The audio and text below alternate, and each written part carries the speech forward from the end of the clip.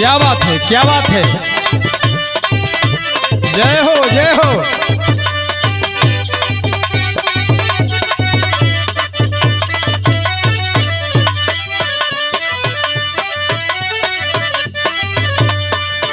अरे गड़ी गड़ी जाए, अरे गड़ी गड़ी जाए, हथवा में कलमिया गड़ी गड़ी जाए। जय हो।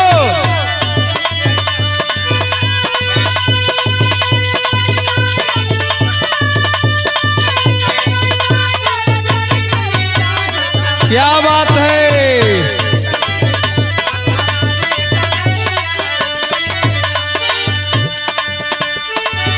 और दर्द के मारे डगा दरिया में गईली,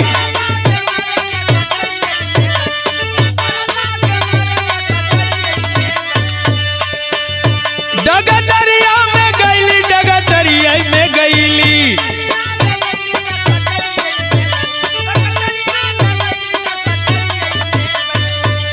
और दर्द के मारे डगा दरिया में गईली, डगा डर से नजरिया लड़ी लड़ी जाए। जय हो।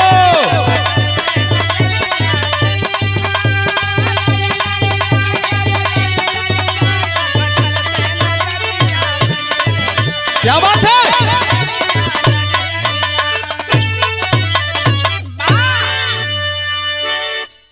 अच्छा बिरहा के श्रोता बंधुओं, मैं गायक पंचमलाल राही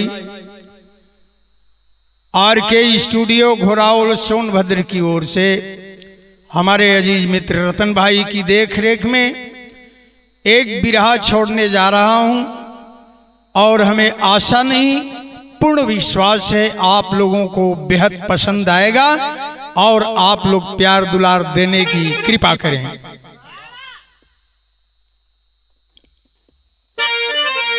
हाँ मास्टर, प्राचीन दहेज बा और भूमिका का भाव बा कैसे।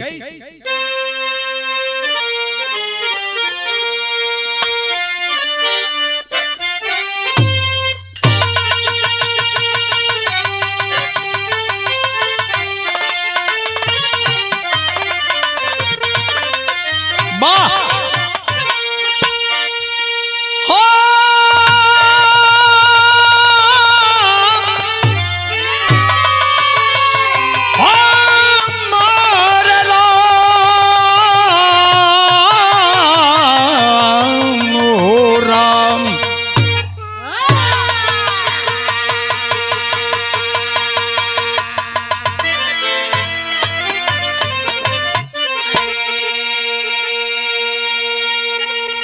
वाह कैसे। आज ही नहीं थोड़ा कल को भी देखो, अरे कल क्या हुआ आज क्या हो रहा है। जिससे लगी थी जगाने की आशा, वही नींद गाफिल में खुद सो रहा है। देखना है तो पहले अपनों को देखो और गैरों की छोड़ो और बुराई बताना। दामाद पीड़ित तो पहले भी थे लोग, अब तो प्रगति कर रहा है जमाना।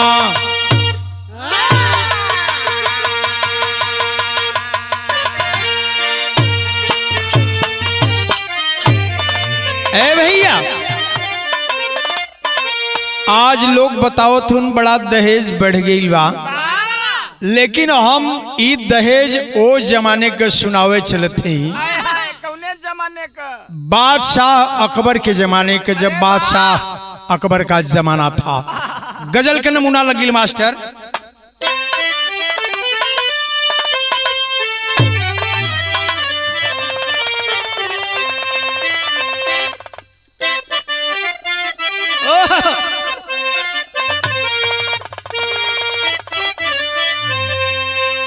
गजल बड़ी पुरान बा लेकिन बड़ा रस बा।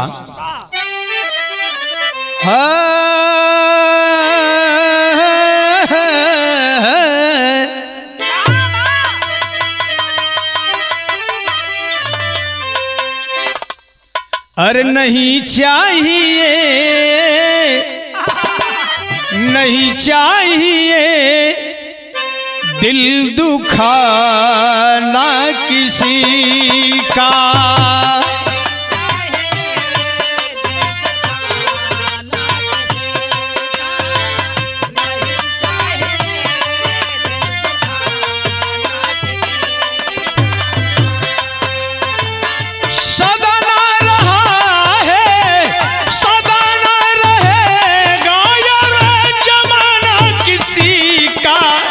नहीं चाहिए दिल दुखाना किसी का।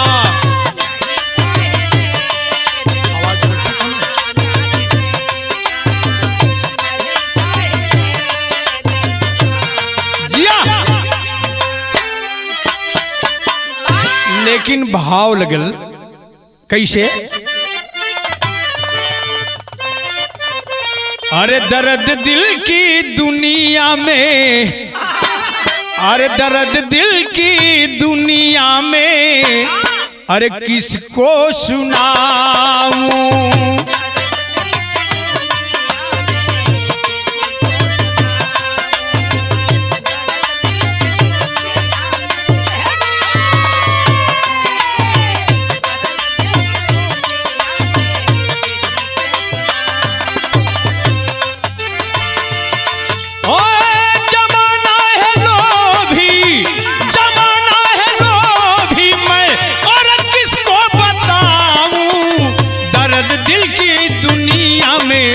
किसको सुनाऊं दर्द दिल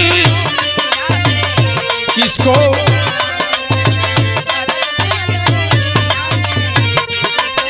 क्या बात है? शेर का भाव लगल।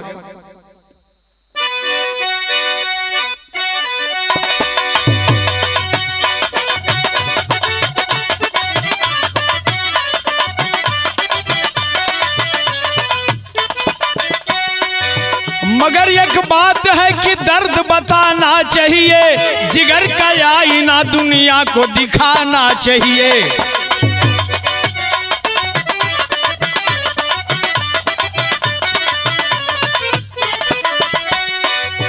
आज हर दिल में एक बात नजर आई है, कोई बना जल्लाद तो कोई बना कसाई है।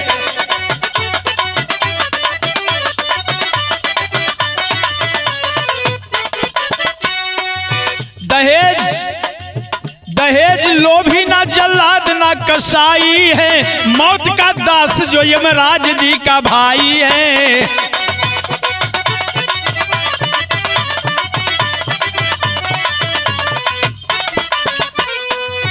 कहीं बहुओं को क्रूरता से सताते देखा, कहीं बहुओं को क्रूरता से सताते देखा, कहीं इंसानियत का पुतला जलाते देखा।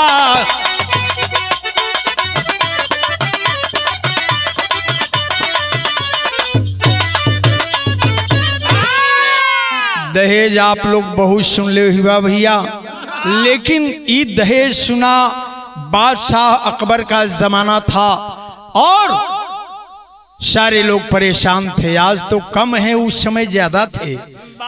बड़ी निमन एक गीत लगी बाबू।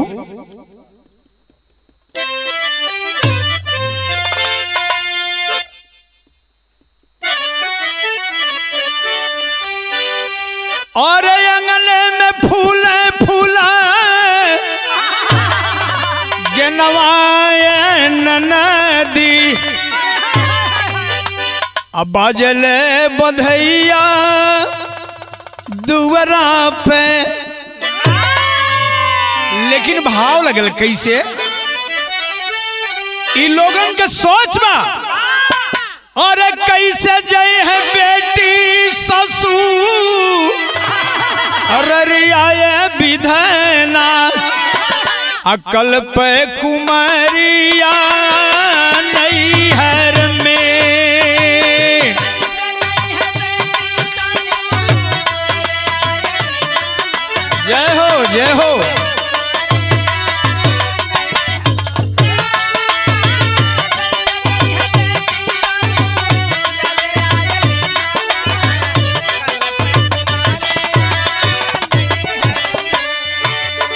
दहेज की ये हालात है, जिसके पास बेटी नहीं है वो क्या जानेगा। पुरानी कहावत कहल गई कि जेकरे गोड़ न फटल बेवाई उ का जानी पीर पराई, यही से लिखल गया का। दामादों से पीड़ित एक दिन लगवा लुगैया,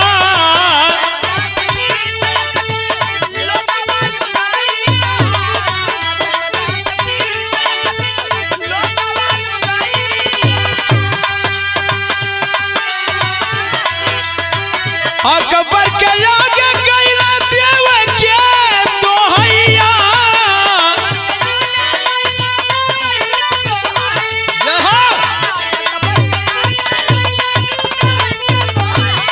और देव के दोहैया,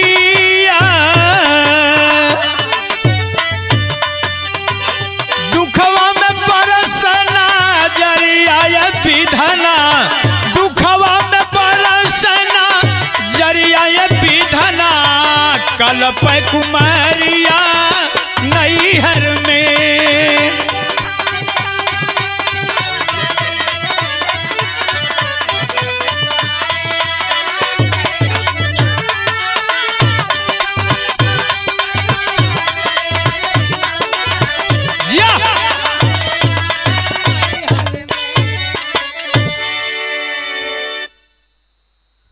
ए बाबू, अकबर के दरवाजे पर पूरे रियासत के लोग, पूरे क्षेत्र के लोग जाकर के भीड़ लगा दिलन, दोहाई देवे लगन, आंखों में अश्रु की धारा है।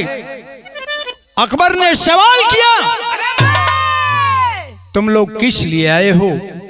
सारी जनता अपनी बात को बताई कि हम लोग दामादों से बहुत पीड़ित हैं और बहुत दहेज की मांग है। कैसे बेटी ससुराल जाएगी, कैसे बेटी के मांग में सिंदूर होगा। तो यही से तर्ज बदल गई, पूरी जनता बोलत बाका।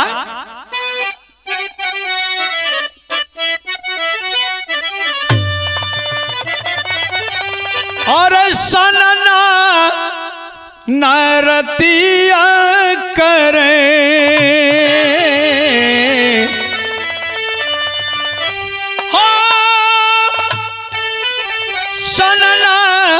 नरतिया करे, आ डोले ना पवनवा राम।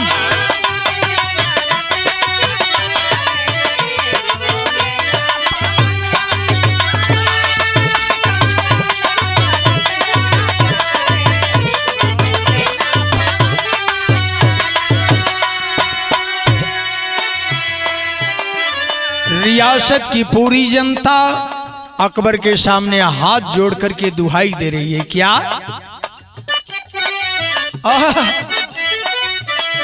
अरे साहे अकबर से बोली, साहे अकबर से बोली, जनता भरी नयनवा हो।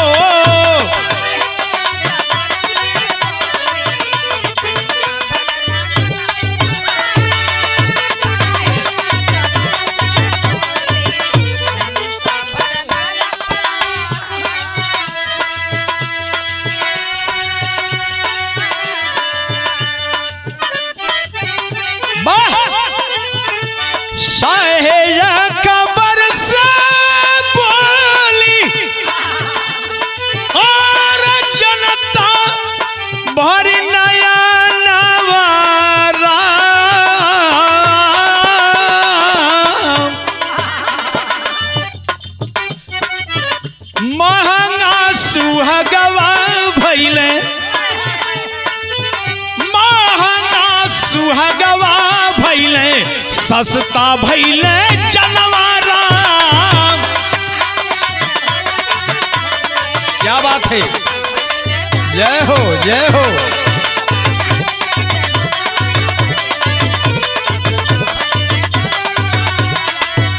या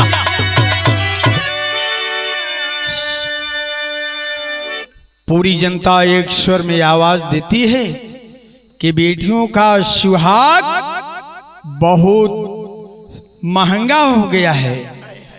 ए बाबू, जान देव तो सस्ता बा लेकिन सुहाग बड़ी महंगा बा। कैसे दमाद कौनो मनते नहीं हुआ, एकदम टेढ़ हुआ। कैसे टेढ़ हुआ अंतरा में?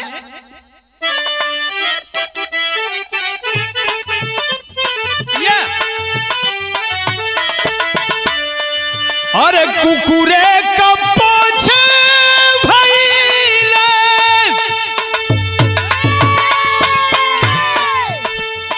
सब करी पहुनावा राम।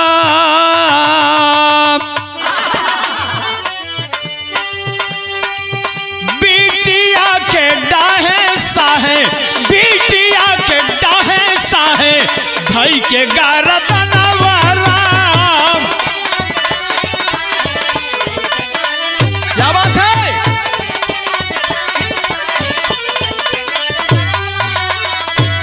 या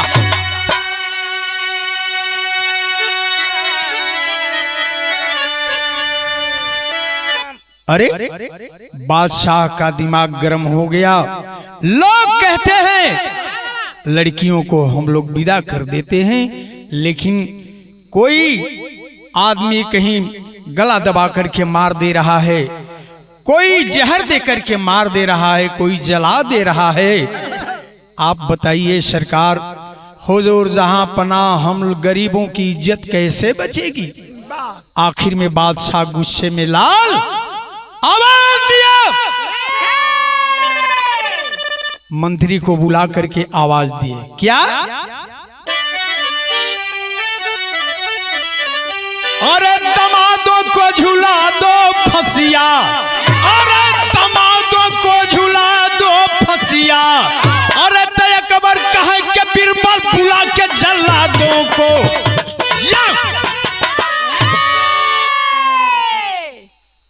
अकबर कहलन कि ए बीरबल, ए मंत्रीवर, ये जितना दामाद दिखात हुआ सबके फांसी पर लटका दा। नगर में डुग्गी बजवा दी गई, ढिढोरा पिटवा दिया गया कि सब केहू तैयार हो जा। अब तू लोगन को कुल जने को फांसी। अब दामाद लोग जितना रहन, जब ये बात सुनलन, जब डुग्गी बजवा दिल गई, कहे कि अरे बाप रे बाप, ये अब अकबर ना मानी। लेकिन बीरबल कहलन कि सुना, फांसी तो हुई लेकिन हुई कैसे?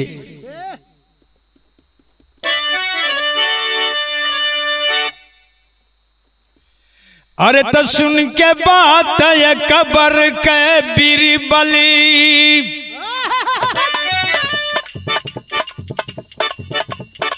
सुन के बात अकबर के बीरबल,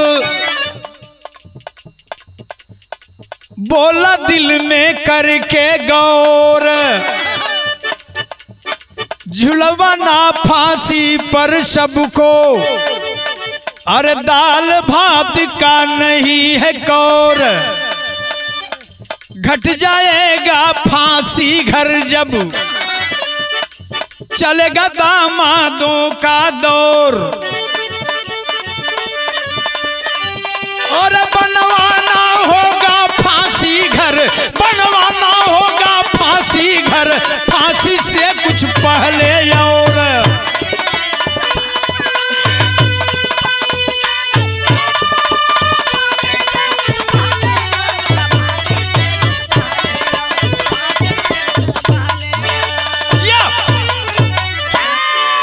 ए भैया, बीरबल मंत्री कहलन के फांसी तो कुल दामादन को हो जाई, लेकिन ये तो फांसी घर बड़ा छोटा हो आ दामाद ढेर हुआ। फांसी घर औरो बनवावे के पड़ी तो ओकरे बदे पैसा का जरूर। कितना पैसा चाहिए? माल खजाने से लेला। अकबर आदेश दिहलन, आदेश दिहलन, बीरबल पैसा लेके और फांसी घर बनवावे शुरू कर दिलन। तो बड़ी पुरान गीत लग गई। पुराने जमाने हाँ बजावा।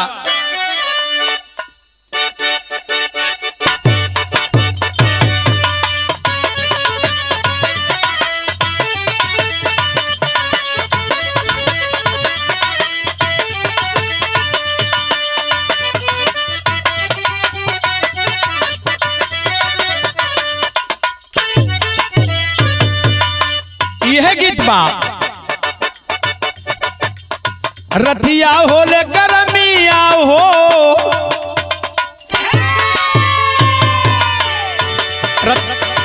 रतिया होले गरमिया ना डोले पवनवा ना हलले हलले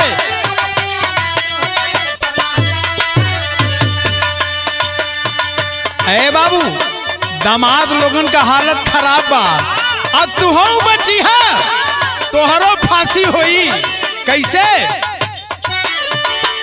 तो फसिया सुनी के असिया ढारलन पहुनावाना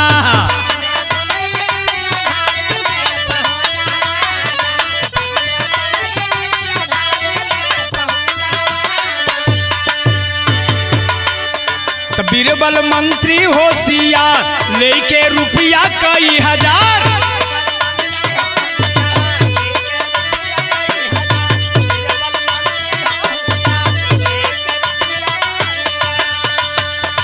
बीरबल मंत्री होशियार लेके रुपया कई हजार लागल बनवावे तब फांसी बदे भवनवाना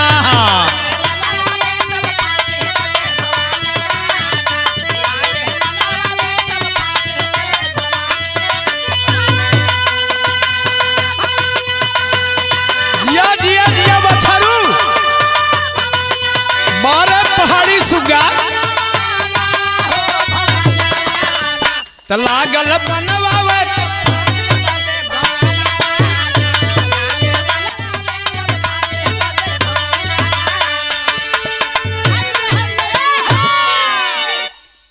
अरे भैया रुपया तो भरपूर मिल गई लार रुपया तो भरपूर मिलल बीरबल लगल मकान बनवावे कई तरह के बनल पहले ये सुना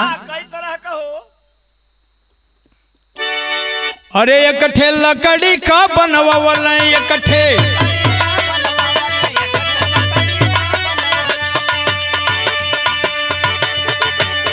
तो दूसरा लोहा से सजवावल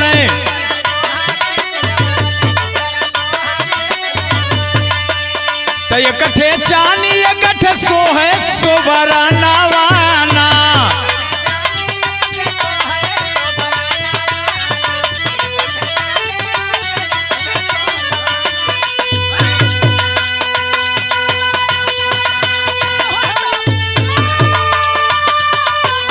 जय हो जय हो जय हो जय हो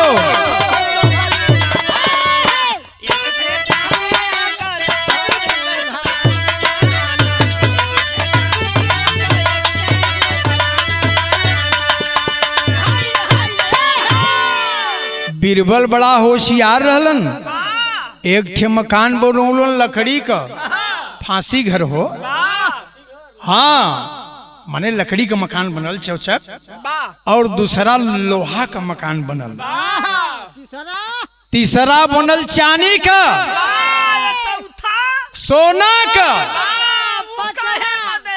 5 नहीं चरिये के बातें रहल 4 तरह का मकान बन के तैयार भल बीरबल गेलन कहन के हुजूर जहां पना चल के निगरानी के लिए जाए गैलन बादशाह देखे बदे कहलन कि कहाँ मकान बनौला ये बनौले एक लाइन से तो यहाँ भाव लगल बाबू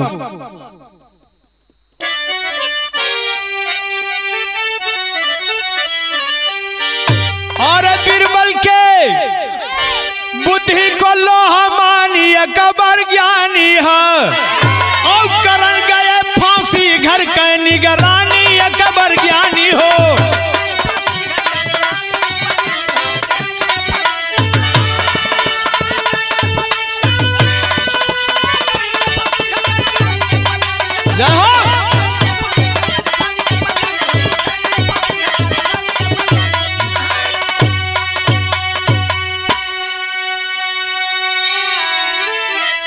अरे तब 4 तरह का फांसी घर लख के अकबर घबराया हो लगा पूछने बीरबल से ना बुद्धि समझ में आया हो अरे 4 तरह का फांसी घर ये ठानी अकबर ज्ञानी हो काहे बनवौला बीरबल बोला बानी अकबर ज्ञानी हो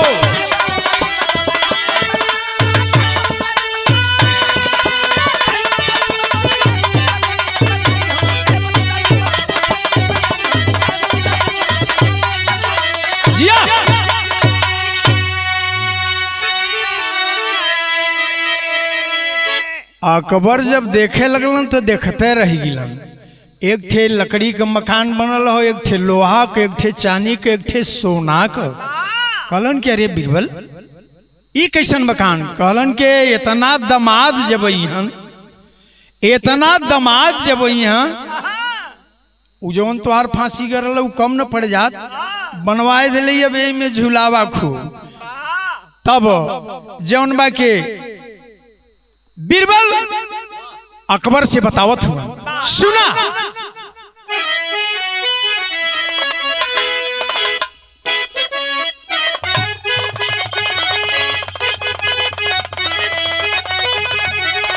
कैसे? अरे अकबर से बोले बीरबल, अरे तुरंत बचनिया बाबू,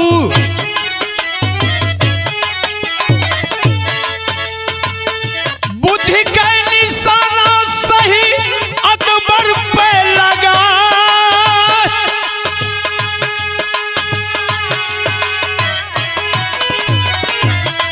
और कठवा का फांसी बा गरीबवन के खातिर बाबू,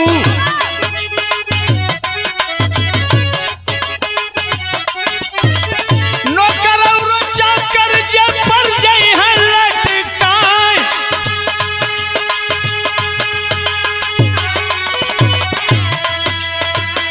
लोहवा का फांसी बाया अमीरवन के खातिर राजा,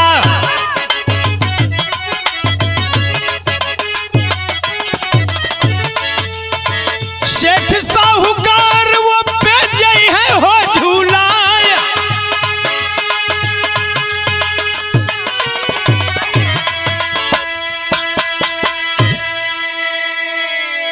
अकबर कहलन के काठे का फांसी घर का करे बदबेला?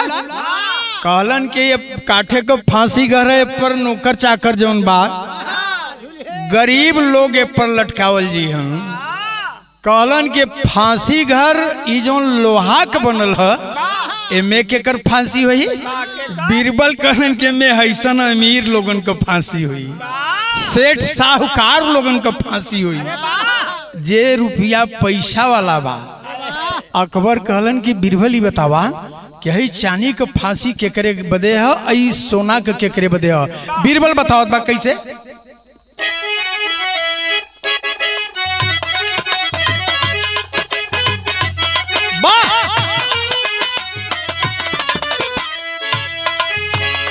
और चनिया का फांसी अपने खातिर बनवली भैया,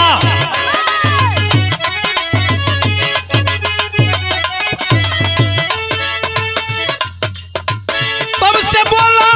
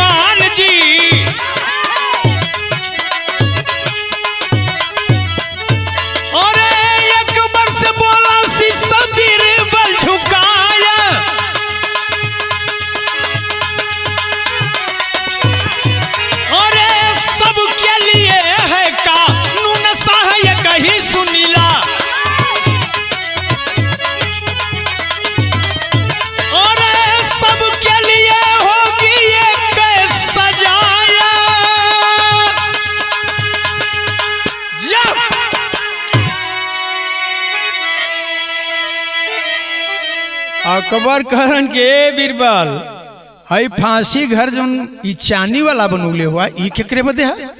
बीरबल कहलन के सरकार ई तो हम अपने बदे बनौले। कहलन के रे अपने बदे काहे फांसी घर बनौला? कहलन के सरकार हमहू तो केहू का दमादे नहीं यह है की और ई सोना का फांसी घर। कहलन की सोना का फांसी घर आप बदे है। हाँ बीरबल मेरे लिए क्यों फांसी घर बनवा दिया बोल? बीरबल कहलन के हुजूर जहां पनाह राजा तो हुआ, लेकिन आप भी किसी के दामाद हैं, तो जैसे सब दामादों की फांसी होगी वैसे आपकी भी होगी। कहलन अकबर घबराए लगल की तो देखते ही बीरबलवा मुंह के ले ही कहा में रेल दे कहलस क्या कानून सबके लिए बराबर है। कानून जो है सबके लिए एक है। पंधारी के भाव लगल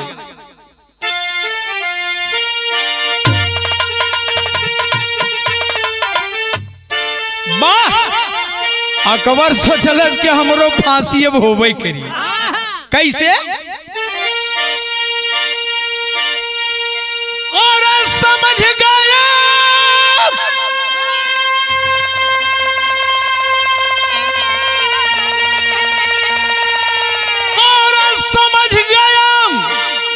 अकबर क्या हम क्या लागी फसरी। और तो बोला बीरबल से बचनिया बनाई के मस्खरी।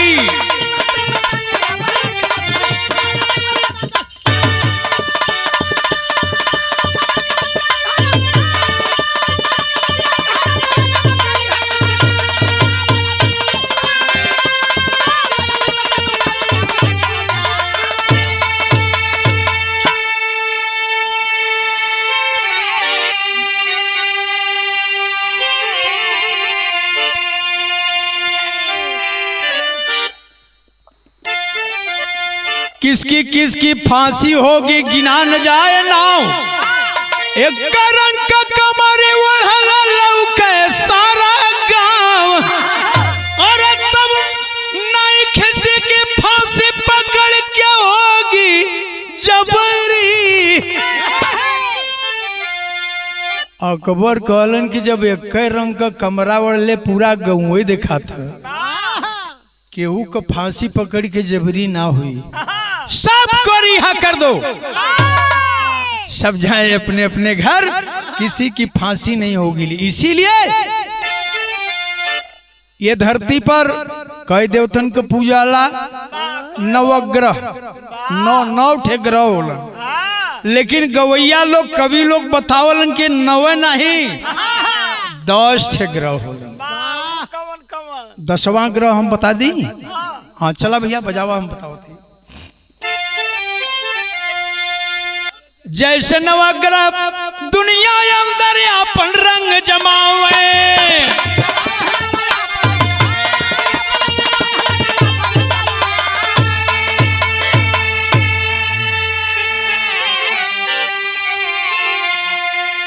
और शनिदेव 7.5 छाती पर कोद दारावे। और 10वां ग्रह के जाने दुनिया सगरी। तब बोला बीरबल से बचनिया बनाई के मस्खरी।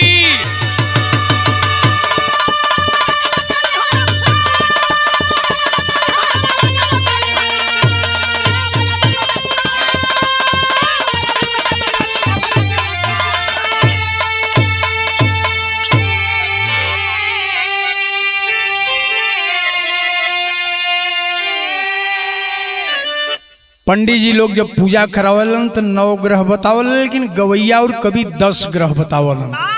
नवग्रह का पूजा होला, लेकिन 10वां ग्रह दामाद होलन। इनसे बड़ ग्रह गाना का आखिरी भावबा सब रिहा कर दिए गए। दामाद लोग अपने अपने घर गए। गाना का आखिरी मोड़।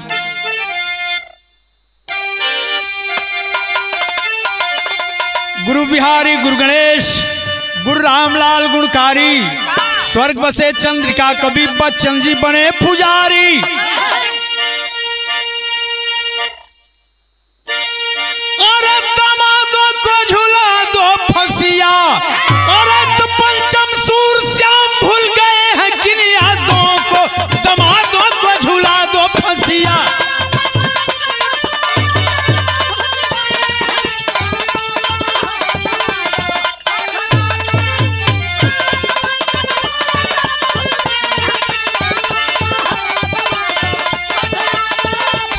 फसिया